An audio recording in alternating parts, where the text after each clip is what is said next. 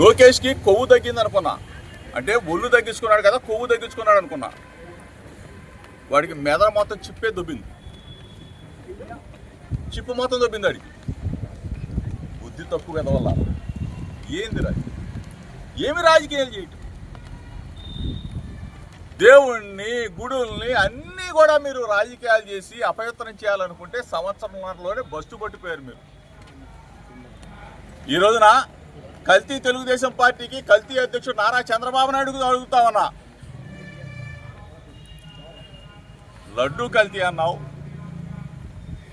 లేకపోతే పరకామణి కేసు అన్నావు, లేకపోతే నా మీద పెట్టిన కల్తీ మద్యం అన్నావు. కల్తీ మద్యం కేసులో రారాబాబు చంద్రబాబు నాయుడు, రారాబాబు లోకేష్ అని చెప్పేసి పిలిచా, సిబిఐ ఎంక్వైరీ ఏమైనా కోరా, నార్కో ఎనాలిసిస్ టెస్ట్ చేయరా బాబు అని కోరా.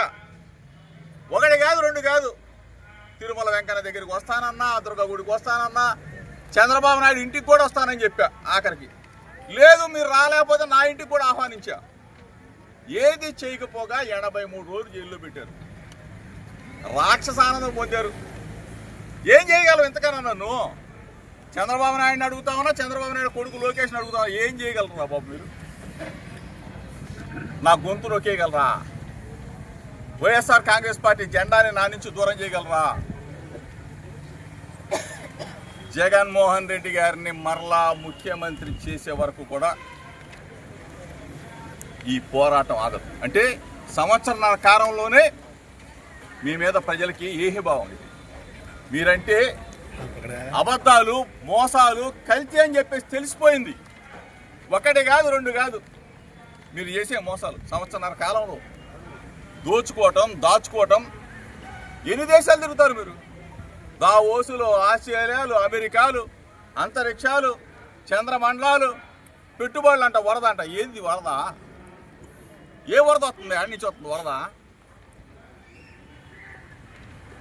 దావోసు పోయి డబ్బా మాటలు చెప్తూ దవాఖానాల్లో మందులు లేవురా బాబు చంద్రబాబు నాయుడు. పేషెంట్లు అల్లాడుతూ ఉన్నారు, చచ్చిపోతూ ఉన్నారు ఆరోగ్యశ్రీ లేక.